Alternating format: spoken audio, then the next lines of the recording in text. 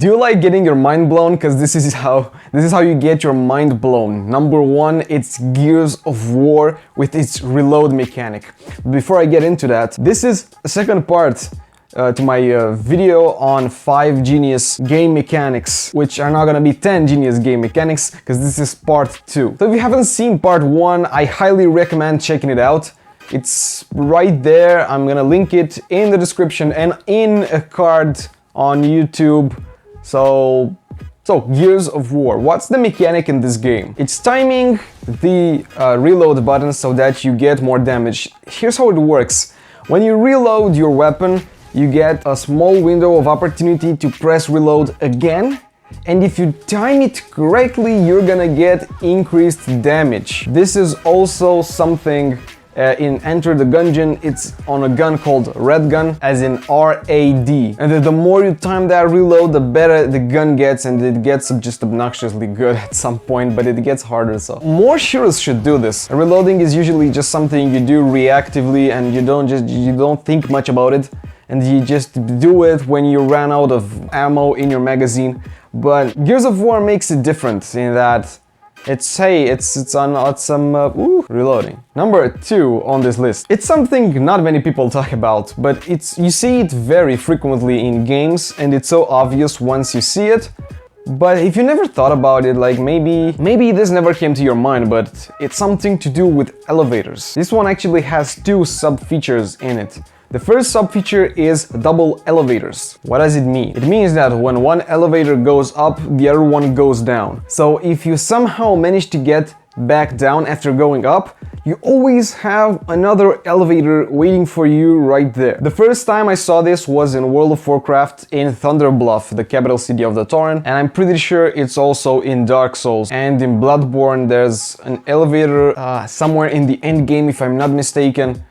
It's double, it's twice. And the second one is one that's even rarer, and I saw this in Hollow Knight, where you can strike the elevator lever to instantly switch the direction of the elevator. Like if you're going up and by mistake you actually wanted to go down, you just strike the lever again in that moment and the elevator starts going down. That's awesome! That saves people so much time, and it makes elevators like more active, like it makes you have input over how the elevator works, which is not something very common in games. The third one, this is also, I've seen other people talk about this one, but it's breaking the fourth wall as a result of insanity. And specifically the game that I'm talking about is Eternal Darkness, allegedly. I have not played this game, it's a bit old, and I don't think I want to I don't think I want to get my head into this, but I've seen how this works, and I think it's absolutely genius in that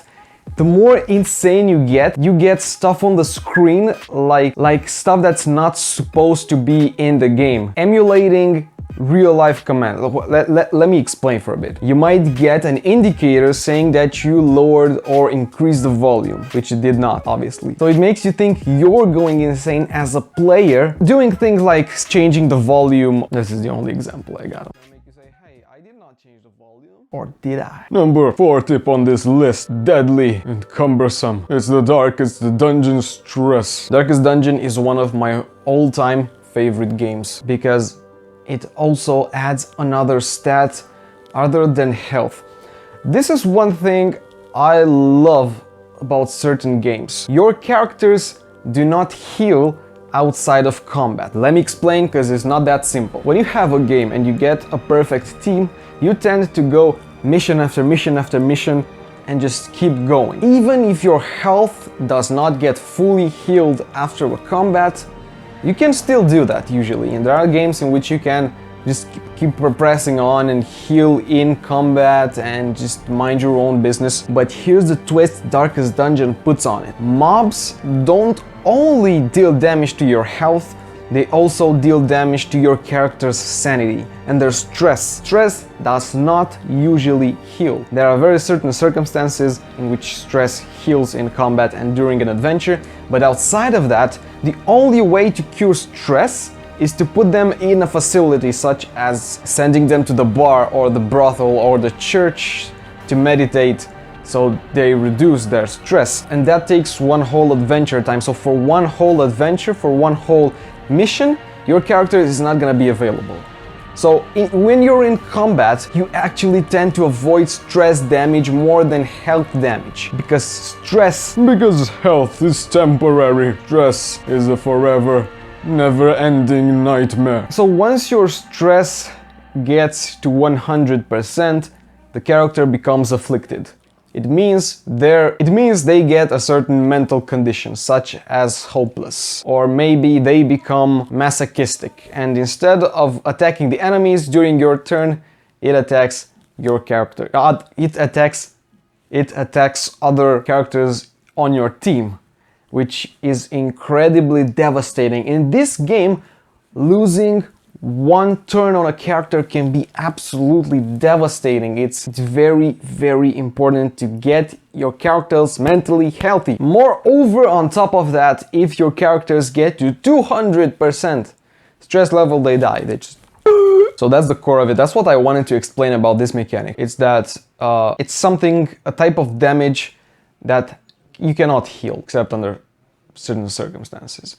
So basically, if I could make this permanent, I would. And there's a whole nother talk about Darkest Dungeon character quirks, because that's so awesome. That's a whole nother awesome game design feature, but I can't have the same game twice on this list, because otherwise, you know, it's weird. I'm gonna make a third episode on this, just wait for it. Let me talk about the fifth element on this list, but before I get there, if you're already so deep into this rabbit hole of a video, you can do me a favor and hit the like button, because it really helps me a lot. As a small channel, it helps me grow, it helps me get my videos out there to more people. And hey, if you like my content, please do consider subscribing. So let's get on to the fifth one, which is Dead Space. And you already know, like when I said Dead Space, you already know the game mechanic that I'm talking about. And yes, it is limb cutting. So limb cutting, what's the point? Here's the thing in Dead Space. If you just shoot the alien monsters, they're not gonna die. You have to dismember them.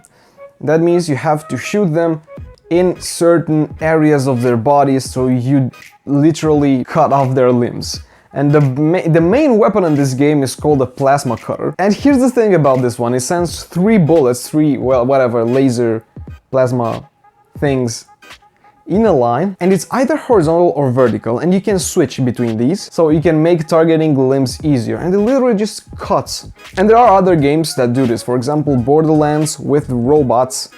If you shoot a robot in the shoulder, it's gonna cut their arm, and yes, they're not gonna be able to shoot you with their weapon in that arm. You're gonna cut their legs so they can't move, and this is awesome. Like, I know it can be a difficult thing to program, maybe not, depends on how you make it. But seriously, I think this should be a more common occurrence in games. Cutting limbs on purpose, not cutting limbs by mistake just because you're hitting your sword on the enemy. That's not how you do it. So yeah, together with this awesome feature, there's also the fact that the plasma cutter has 3 thingies. No, there's not only the plasma cutter, there's a chainsaw, which does make use of the limb targeting system and the physics. Yeah, call it like that. I really loved Dead Space 1.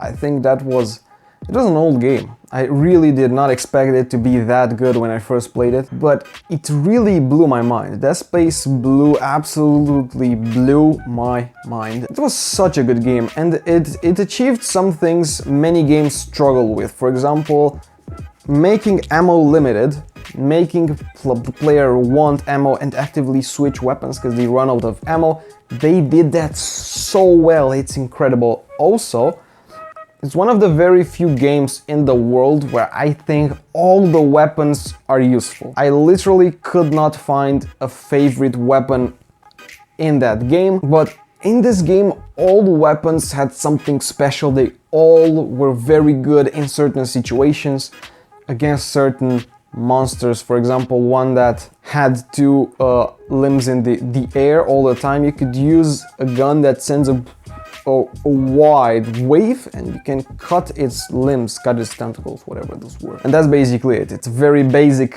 game mechanic, but it works so well, and I really had to mention it in this video, which, by the way, if you like, do consider liking and subscribing to my channel. And if you want to keep in touch with me, if you want to talk, if you want to get in a conversation about absolutely anything, do contact me on Facebook and follow me on Twitter. We can talk. I'm here. I'm always here. And I've linked my Facebook and my Twitter down in the description below. Other than that, I'm really excited to make a third part to this because there's a lot of stuff to talk about. There's really quite many things, quite many game design features that are pretty damn awesome, and I need to talk about because the world needs to know about this, and it's awesome to have like a compendium with all of these things.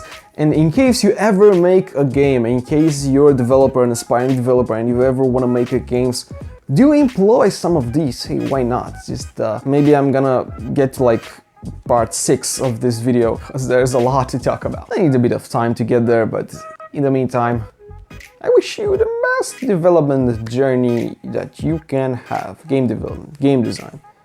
Intros, outros are awkward. Bye.